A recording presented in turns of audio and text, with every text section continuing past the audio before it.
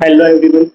इस वीडियो में हम कक्षा 12वीं पाठ 3 जो अपना पाठ 3 है आव्यूह, उसके बारे में कुछ जानकारी प्राप्त करेंगे कि आव्यूह जो है वो कितने प्रकार के होते हैं, आव्यूह की कोटि क्या होती है, आव्यूह जो होता है उसके अवयव क्या होते हैं, इन सब के बारे में अपन जानेंगे। ठीक है, तो पहले अपन बात करते हैं आव्यूह के प्रकार, मतलब आव्यूह जो होते हैं वो किस किस प्रकार के होते हैं, ये अपने को जानना है।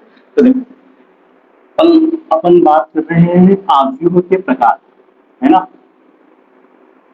आव्यूह के प्रकार, क्योंकि अपना जो पाठ है उसका पाठ का नाम ही आव्यूह है, तो अपन आव्यूह के प्रकार के बारे में यहाँ पर पढ़ेंगे।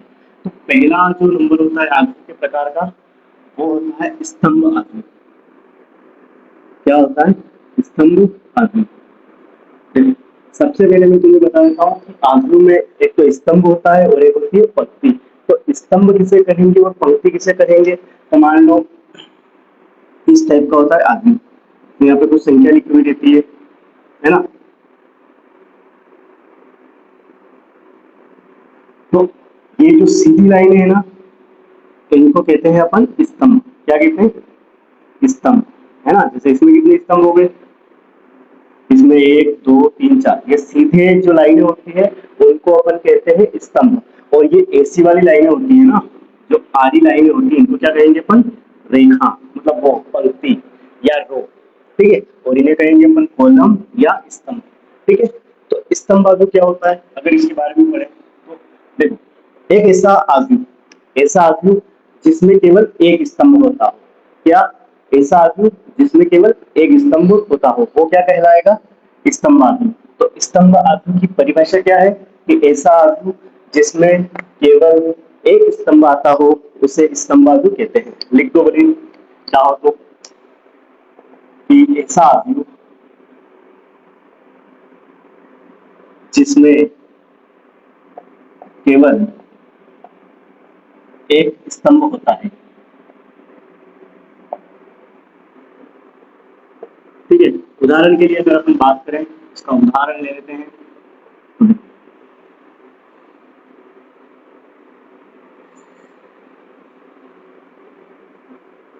5 2 3, ये हो गया 4 6 8 4। देखो, इसमें कितना स्तंभ है? सिर्फ एक, एक ही खड़ी लाइन है। इसमें भी सिर्फ एक ही खड़ी लाइन है।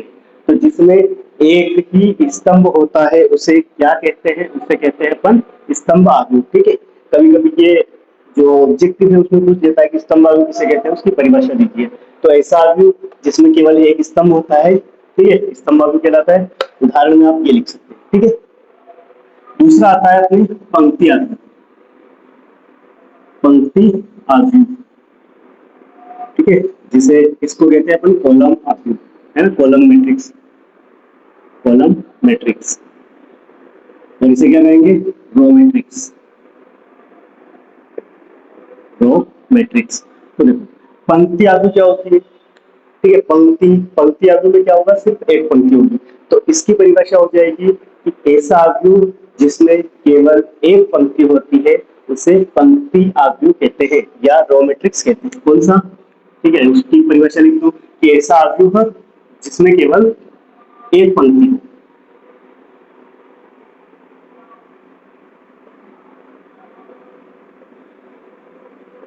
जिसमें केवल एक पंक्ति हो। एक पंक्ति कैसे? उदाहरण के अपन ये मान लो, जैसे मान लो ये उदाहरण दे दिया है 5 6 4 2, है ना। 4 6 8 3, इसमें क्या है? सिर्फ एक पंक्ति है, एक ही पंक्ति में पूरा दे रखा है ना। एक ही पंक्ति में पूरा जो है वो दे रखा है, तो इसको क्या कहेंगे अपन? पंक्ति आव्यूह। ठीक है, या रो मैट्रिक्स। ठीक है, स्तंभ आव्यूह में क्या होता है? सिर्फ एक स्तंभ होता है। पंक्ति आव्यूह क्या होती है? केवल एक पंक्ति होती है। ठीक है, अब अपन तीसरे की ओर चलते हैं। तीसरा आता है वर्ग आव्यूह।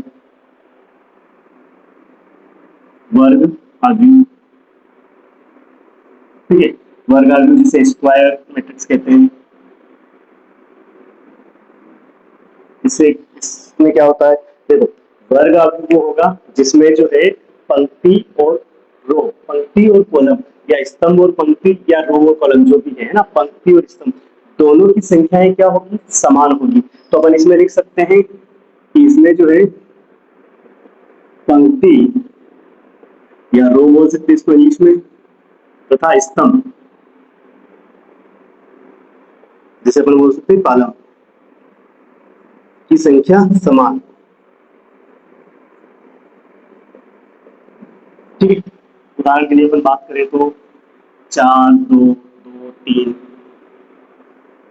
3 4 2 1 5 6 2 3 6। ठीक है, देखो स्क्वायर मैट्रिक्स में क्या होगा, पंक्ति यहाँ पर देखो, यहाँ पर कॉलम भी कितने हैं, दो, ये एक कॉलम, ये दो कॉलम। पंक्ति की बात करेंगे तो ये एक पंक्ति और ये एक पंक्ति। ठीक है, इसमें दो पंक्तियां हैं और दो कॉलम है। इसमें क्या है, तीन पंक्तियां हैं और तीन ही क्या है, कॉलम।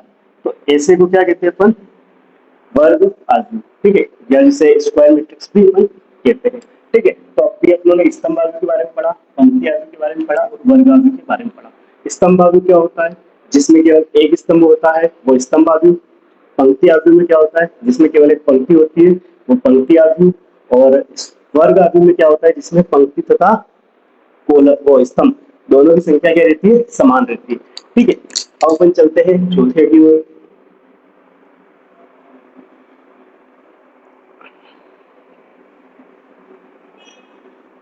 चौथा जो आव्यूह है उसके बारे में पढ़ते हैं।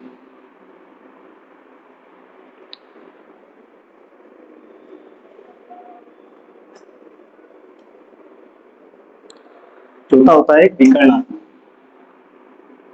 विकर्ण आव्यूह, विकर्ण आव्यूह क्या होता है, इसके बारे में अगर बात करें तो विकर्ण आव्यूह के बारे में क्या होता है, विकर्ण आव्यूह का मतलब होता है कि इसमें जो विकर्ण रहेंगे उसका ही कुछ न कुछ मान रहेगा, बाकी सारे मान क्या रहेंगे, जीरो, है ना।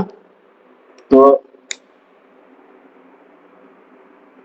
इसमें विकर्ण अवयव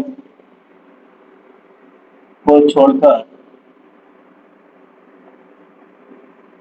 शेष अवयव शून्य होंगे।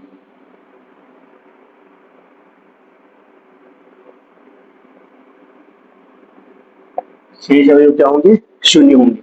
अवयव कैसे, विकर्ण कैसे बना देता हूँ। उदाहरण की बात करें तो मान लो एक ही आव्यूह है 5 6 8 0 5 2 3 4 6, यहाँ पे लिखते हैं। तो देखो ये तिरछी जो लाइन होती है ना, इनको कहते हैं विकर्ण। तो इसका मतलब इसमें क्या है कि इसमें विकर्ण अवयव को छोड़कर शेष अवयव शून्य होंगे। तो विकर्ण अवयव जो है वो उनका कुछ न कुछ मान रहेगा, बाकी सारे मान क्या रहेंगे, जीरो। ठीक है, बाकी सारे मान क्या हो जाएंगे इसके, जीरो। ठीक है, तो विकर्ण अवयव किसे कहते हैं, केवल जो विकर्ण है उनके मान रहेंगे। मान लो ये 3 का है, जैसे कोई अवयव 2 का है ना, जैसे यहाँ 5 0 0 2, तो इसमें भी क्या है, विकर्ण का मान रहेगा, बाकी सारे मान क्या रहेंगे, शून्य रहेंगे। तो उसको क्या कहते हैं अपन, विकर्ण अवयव। विकर्ण अवयव क्या होता है, इसमें विकर्ण जो व्यय अवयव है उनको छोड़कर बाकी सारे अवयव भी क्या रहते हैं, वो शून्य रहते हैं। ठीक है, ये होता है विकर्ण अवयव। एक और होता है इसके जैसा सेम विकर्ण के जैसा अदिश अवयव, है ना, अदिश अवयव। इसकी अगर अपन बात करें तो इसमें क्या होगा, ये विकर्ण अवयव के जैसा ही होता है, लेकिन इसमें जो विकर्ण थे वो अलग अलग थे। लेकिन इसमें क्या होगा कि इसमें जो है वो विकर्ण सारे क्या रहेंगे, सेम रहेंगे। तो लिख देते हैं इसमें विकर्ण अवयव समान रहते हैं तथा सभी तथा अन्य अवयव बिंदु शून्य।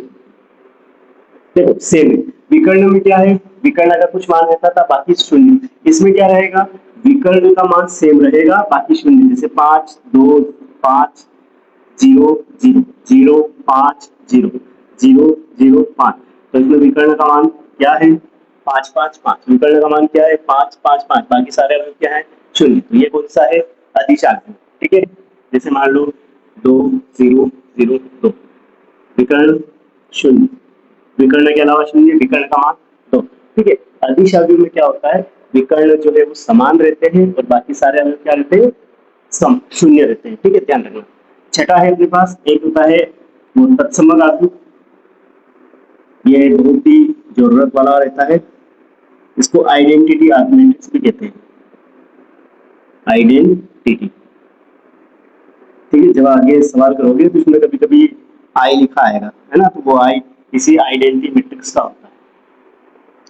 ध्यान रखना, तत्समक आदमी या आइडेंटिटी मैट्रिक्स, है ना, इसके बारे में अगर अपन पढ़े तो इसमें क्या होता है कि इसमें जो वो विकर्ण है उनका मान एक रहेगा। ठीक है, विकर्ण का मान क्या रहेगा, एक, और बाकी सारे अवयव क्या रहेंगे, शून्य। ठीक है, सेम है तीनों। विकर्ण आदि में क्या होते हैं, विकर्ण के कुछ मान होते हैं, बाकी सारे अवयव शून्य। अदिश आदि में क्या होते हैं, विकर्ण के मान जो है समान होते हैं और बाकी सारे अवयव क्या रहते हैं, शून्य। तत्समक आदि में क्या होता है, विकर्ण का मान एक रहता है, बाकी सारे अवयव जो रहे शून्य, है ना। तो विकर्ण का मान एक, बाकी शून्य, बाकी अवयव शून्य। ठीक है, जैसे मान लो 2/2 का है तो 1 0 0 ये आ जाएगा विकर्ण आदि। 3 का है तो 1 0 0 0 1 0 0 0 1 ये।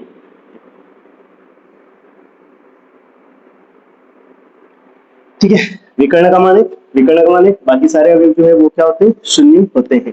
ठीक है, ये तो अभी अपन ने चौथा पांचवा छठा पढ़ा, विकर्ण आदि पढ़ा। ठीक है, उसके बाद अदिश आदि पढ़ा, और उसके बाद एक और क्या पढ़ा, तत्समक आदि, है ना। विकर्ण आदि को जो है यहाँ कहते हैं डायगोनल मैट्रिक्स।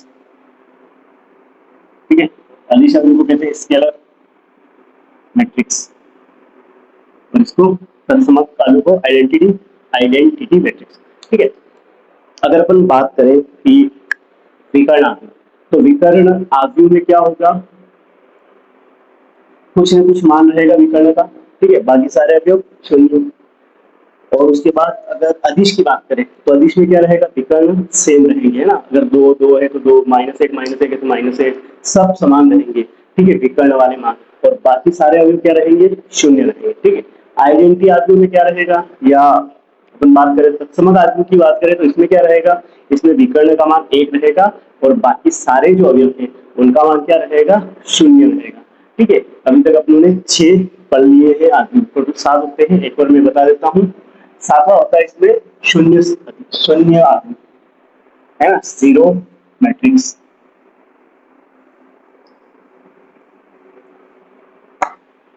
अगला क्या रहता है सातवां अपना, शून्य आदमी या जीरो मैट्रिक्स।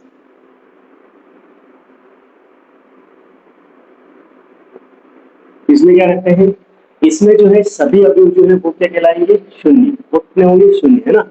इसके सभी अवयव क्या होते हैं, शून्य होंगे।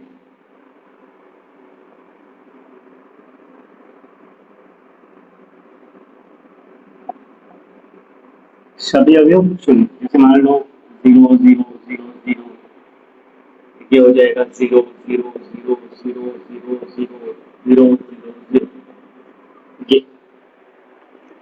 ठीक है, तो यहाँ तक अपनों ने जो है आव्यूह कितने प्रकार के होते हैं वो सारे पढ़ लिए हैं। ठीक है, सबसे पहले अपनों ने पढ़ा स्तंभ आव्यूह, जिसमें सिर्फ एक स्तंभ होता है, स्तंभ आव्यूह कहलाता है।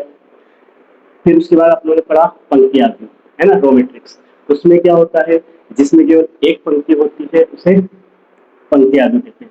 फिर वर्ग आव्यूह, जिसमें स्तंभ और पंक्ति दोनों की संख्या समान होती है उसे वो वर्ग आव्यूह कहते हैं। ठीक है, फिर उसके बाद अपनों ने पढ़ा विकर्ण आव्यूह, विकर्णों की संख्या समान होती है, विकर्ण के कुछ मान होते हैं, बाकी सारे अवयव शून्य। ठीक है, उसके बाद अपनों ने पढ़ा अदिश आव्यूह, स्केलर मैट्रिक्स। उसमें क्या होता है, जो विकर्ण है उनके मान जो है वो समान रहते हैं, बाकी सारे शून्य। ठीक है, आइडेंटिटी मैट्रिक्स या तत्समक आव्यूह, उसमें क्या होता है, उसमें विकर्ण का मान एक रहता है और बाकी सारे अवयव शून्य। फिर उसके बाद पढ़ा अपनों ने शून्य सदिश। शून्य सदिश क्या होता है, जिसके सभी अवयव शून्य होते हैं। तो इसको इस प्रकार से लिख सकते हैं, और इसका मतलब क्या होता है, बराबर में जीरो। इसको डायरेक्ट ऐसे भी लिख सकते हैं। ठीक है, तो ये उन्होंने जो है सारे आव्यूह के बारे में पढ़ लिया। अब एक होते हैं आव्यूह की कोटि, है ना, जिसको अपन एम गुणित एन के रूप में लिखते हैं। मान लो एक कोई आव्यूह है 2 3 5 4 6 2। ठीक है, ये बात है। इसकी कोटि क्या होगी, है ना, कोटि होती है m गुणित n के रूप में। ठीक है, तो देखो कुछ नहीं, कितनी पंक्तियां है वो देखो, पंक्तियां कितनी है, एक, दो और तीन। तो m का मान कितना हो जाएगा, तीन। ठीक है, जितनी पंक्तियां उनके मान पहले लिख दो। ठीक है, जितनी पंक्तियां हैं उनके मान पहले लिख दो, गुणित स्तंभ कितने हैं, दो, एक ये वाला और एक ये वाला, तो तीन गुणित दो, तो इसकी कोटि कितनी हो जाएगी, तीन गुणित दो। ठीक है, पंक्ति और स्तंभ की संख्याओं का गुणा उसकी कोटि कहलाती है, तो इसकी कोटि कितनी हो जाएगी, तीन गुणित दो। और अगर पूछ ले इसमें अवयव की संख्या कितनी है, अवयव की संख्या कितनी है, तो कितनी हो जाएगी, तीन दूनी छह, मतलब टोटल कितने अवयव है, एक दो तीन चार पाँच छह, तो इसमें कितने अवयव है, छह अवयव है। ठीक है, उसके बाद देखो, अगर अवयव किसी एक अवयव, तो ये जो अवयव है इनको कहते क्या है ना, क्या नंबर होते हैं इनके, या किस क्या बोलते हैं, तो ये पहला वाला जो है ना, पहली पंक्ति, पंक्ति से स्टार्ट करेंगे तो ये A11 हो जाएगा, ये भी A12, है ना, ऐसे 11 12 13 से लाइन चलती रहेगी। फिर दूसरी लाइन में A21 A22, है ना, ऐसे लाइन चलती रहती है, इधर के A31 A32, ऐसे लाइन चलती रहती है। पहली पंक्ति पहला स्तंभ, पहली पंक्ति दूसरा स्तंभ, पहली पंक्ति तीसरा स्तंभ, पहली पंक्ति चौथा स्तंभ, दूसरी पंक्ति पहला स्तंभ, दूसरी पंक्ति दूसरा स्तंभ, है ना, इस प्रकार से। तो ये A11 है, ये A12 A21 A22 A31 A32। ठीक है, ये इसके अवयव होते हैं। ठीक है, तो आज अपने इस वीडियो में जो अवयव के बारे में जितनी भी बेसिक जानकारी थी वो अपने पढ़ ली है। अगली वीडियो में अपन प्रश्नावली 3.1 के जो है वो सवाल करेंगे। तो अगर आपको वीडियो अच्छा लगा हो तो इसको लाइक करें और हमारे चैनल को सब्सक्राइब करें। धन्यवाद।